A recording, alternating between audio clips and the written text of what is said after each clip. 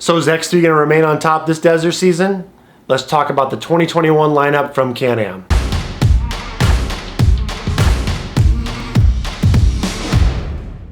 What's happening, everybody? Nick Olson, Chupacabra Off-Road. Thanks for tuning back in.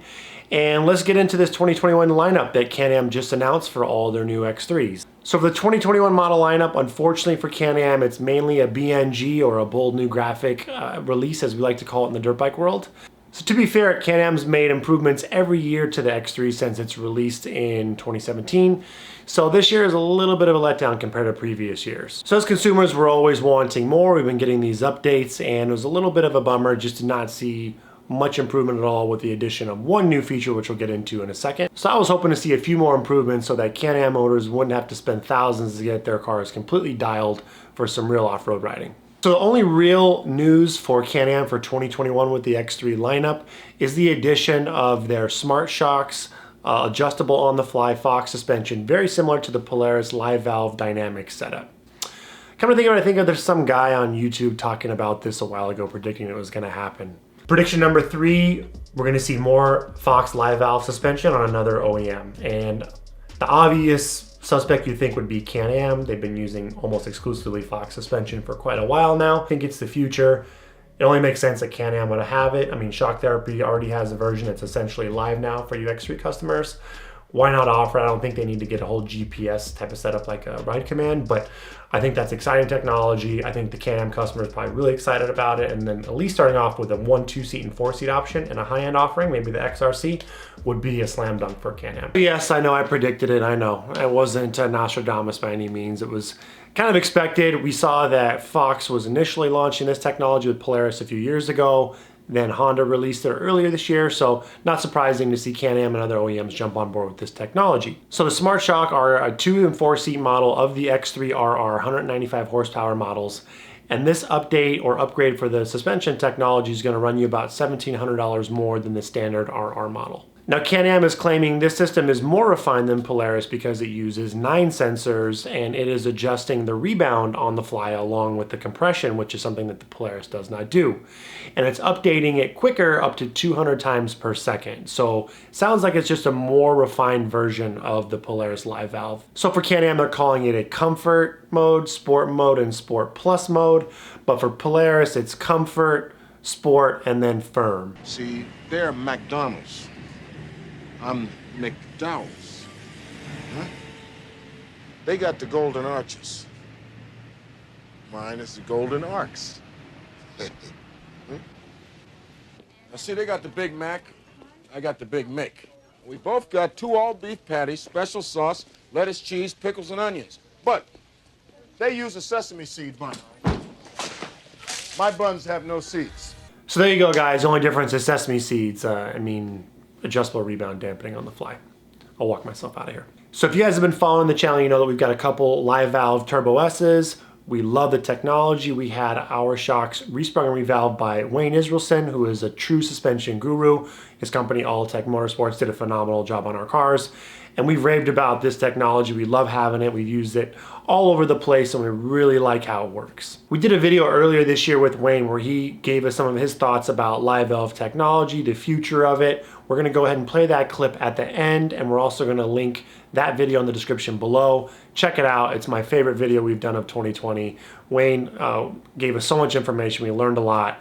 Really tuned our race car, got to the next level, and then had him ride in our LiveValve cars after he resprung and revalved them. So a lot of takeaways from that. I think you guys will really dig it. So if you end up buying a new 2021 Can-Am, no matter which model you choose, even this new Smart-Shox, I definitely recommend setting some money aside to respring and revalve them. You're also going to be able to get some crossover rings, so you have a little bit more adjustment, which is one thing you give up from the RR model, which has the crossover rings, the high and low speed compression, as well as the rebound adjustment. Now I really think this LiveValve technology shines in the dunes. I run my car in the full firm mode. It really helps me from preventing bottoming out on harsh G-outs on really fast rides.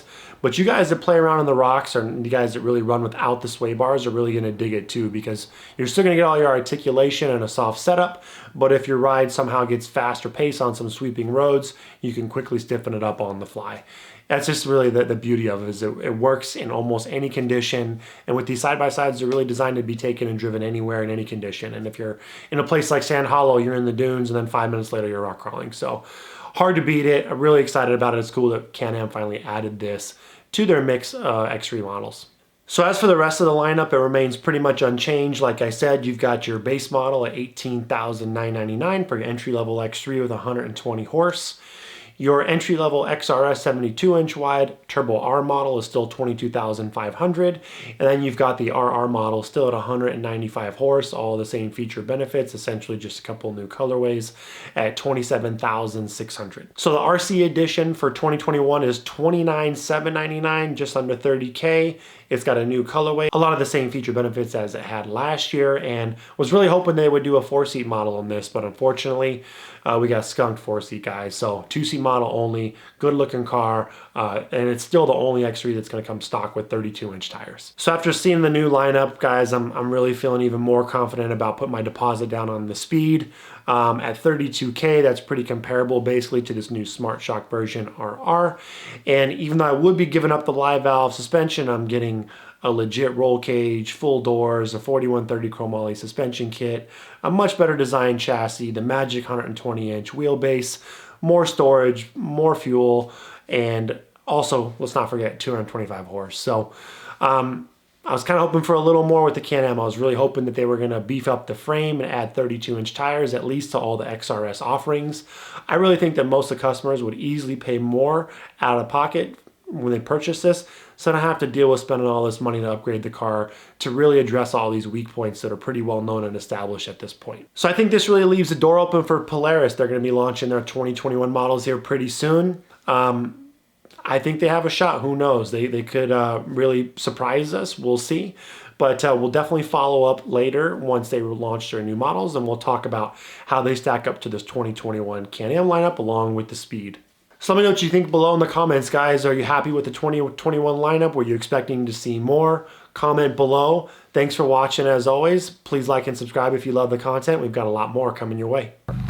So speaking of LiveValve, Wayne, how do you think about it when you're setting it up? So springs are springs. They you do the same thing as any car. It's all about supporting load with the flexible member, which is the spring. So we do the same thing we do with springs on LiveValve, but the LiveValve is different in that it is thinking as you go. The algorithm is thinking about where the wheels are, where the steering is, where the throttle is, and so they tend to have a little more force all the time than a non-LiveValve shock. So we tend to valve them a little bit softer to let the LiveValve actually make some of the force hydraulically in the shock. Rode in Andrew's car, rode really good in soft, but you get it in the firmer modes and it gets a little bit harsh, which indicates to me we probably have just a bit more hydraulic force in it than we need. There's a little way to go. It's really good, but I think we can find a happier medium. It's good now, but we can find a better, happier medium where it can be more comfortable in some situations and firmer in other situations. And now in full stiff, it gets pretty firm. Really good for the glamorous G-outs and that kind of stuff, but I think we can keep that and do a little bit of valving change and make it better. Speaking of LiveValve, where do you see it going in a couple of years? Do you see some potential software updates where you could create different tunes? You think Can-Am, you think most OEMs are going to have this technology? You think it's kind of the future of the side-by-side industry? So yeah, I think electronics is probably the next road we go down. I think there was probably an exclusive for the LiveValve for a little while, and then I think the other manufacturers are going to come out. Probably no more than I'm saying now, so I won't say any more than that, but there's probably some more coming out with LiveValve or some variety of an algorithm-controlled software shock. So LiveValve is probably the future, or some variety of algorithm-controlled active software that is controlling the shock. The thing that concerns me most about it is there's not a lot of access to it as the end user. You kind of are limited to what Polaris or whoever you're working on system has. Now, There's a lot of smart people in the world that are smarter than me that will figure out how to get in there, and that will be good for us.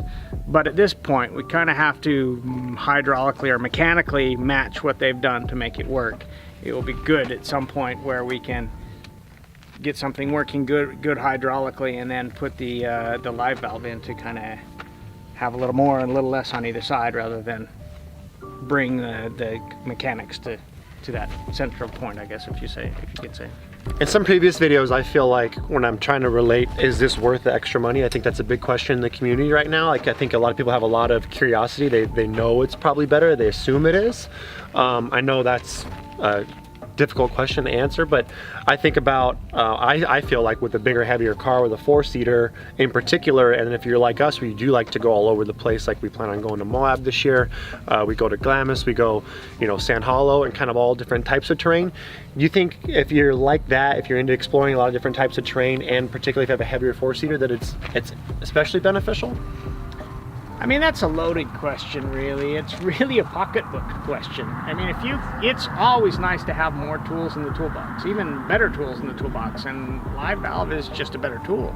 It just does more for you with you not having to think about it. It does what we would like to sometimes see a set of bumps and say, man, I wish I could get a screwdriver and run out there and close the low speed a little bit. LiveValve does that for us.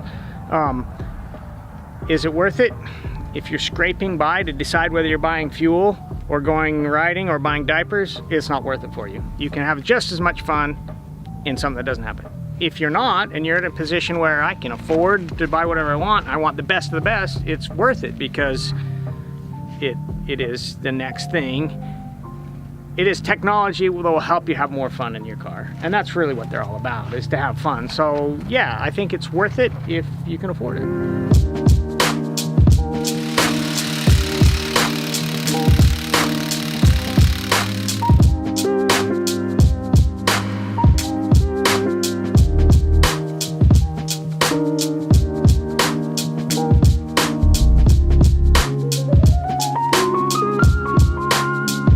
You can see the viscosity difference in it.